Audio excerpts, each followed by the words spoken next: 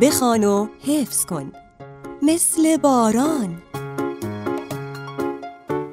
کاش میشد مثل باران میشدیم، مهربان و تازه و بی ادعا. نرم با آوازهای شاد خود رقص میکردیم روی سبزه ها.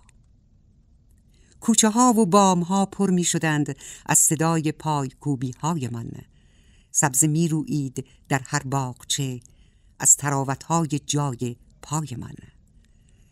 پنجره های غبارآلود را بوسه می دادیم و می شستیم زود. از صدای شرشر آوازمان ناودان ها کاشتی لبریز بود. کاش می شد کینه‌ای در ما نبود، با نشاط و پاک و خندان می شدیم، مهربان و تازه و بی ادعا. کاش می شد مثل باران می شدیم.